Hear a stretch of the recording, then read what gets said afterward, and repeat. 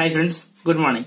நம்மளுக்கு இந்த ஆட்பிடியூட்ல ஒரு சம் பார்க்கலாம். ஓகே, ஸோ இந்த மாதிரி சம் பார்த்தோம் அப்படின்னாலே வந்து ஒரு எக்ஸ் ஏபிசி ஸோ வந்து வித்தியாசமா கொடுத்துருக்காங்க. நம்பர் வந்து எதுவுமே இல்லை.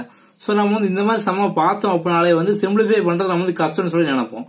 ஆனால் இந்த மாதிரி சம் பார்த்தோம் அப்படின்னா வந்து ரொம்ப ஈஸி தான். நமக்கு வந்து பேசிக்கா ஒரு சில கான்செப்ட் நமக்கு தெரிஞ்சது அப்படின்னாலே போதும். ஓகே, நம்ம சால்வ் பண்ணுவோம். இப்போ பாருங்க, இங்க பவருக்கு மேல வந்து ஒரு பவர் கொடுத்துருக்காங்க. X power B plus C power b minus C. So ஒரு பவருக்கு மேல வந்து பவர் இருக்கு. நம்ம சேட்ஸ் அண்ட் இண்டிசஸ் பத்தி நம்ம வந்து படிச்சிருக்கோம். இப்போ a power b whole power c இருக்கு. ஸோ அந்த மாதிரி பவருக்கு மேல பவர் கொடுத்தாங்க அப்படின்னா நீங்க பவர்லாம் சேர்த்து மல்டிப்ளை பண்ணிக்கலாம். b இன்டூ சி, அப்போ a பவர் bc. ஸோ இந்த மாதிரி வந்து ஆக்கிக்கலாம். ஓகே, ஸோ இதே நீங்க இந்த சைடு அப்ளை பண்ணணும். அப்படின்னா எக்ஸ் பவர் இப்போ b plus C into b minus C அப்படிதான் ஆகும். ஸோ நம்ம வந்து இந்த பவர் நம்ம வந்து மல்டிப்ளை பண்ணிக்கலாம்.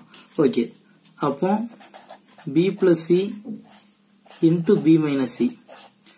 இது நம்ம வந்து எங்கேயோ பார்த்த மாதிரி இருக்கும். இது என்னன்னு பார்த்தோம் அப்படின்னா வந்து நமக்கு ஒரு ஃபார்முலா தெரியும்.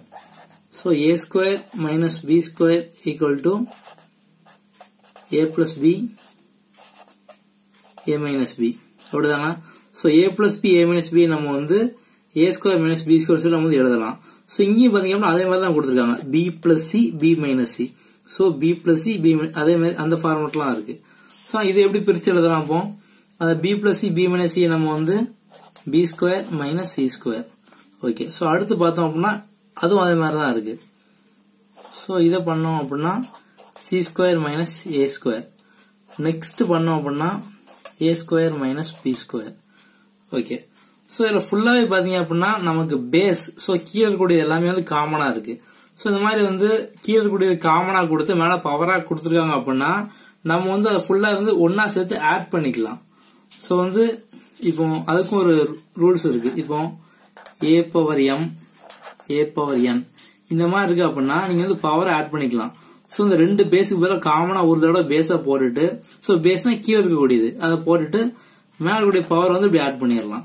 A power M plus N அப்படின்னு சொல்லி. ஸோ அதே மாதிரி தான் இங்கே பாத்தீங்க அப்படின்னா நம்ம எத்தனை இருந்தாலும் பண்ணலாம். மறுபடியும் இங்க வந்து ஒரு ஏ பிளஸ் ஒரு எக்ஸ் இருக்கு.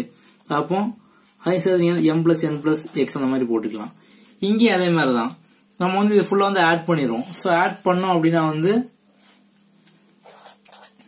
X power B square minus C square plus C square minus A square plus A square minus B square. So ஒரு தடவை எழுதிட்டு மற்ற எல்லாத்தையும் நம்ம வந்து காமனா வந்து போட்டோம். இப்போ எதெல்லாம் அடிக்க முடியும்? இங்க பிளஸ் பி ஸ்கொயர், இங்க வந்து மைனஸ் பி ஸ்கொயர்.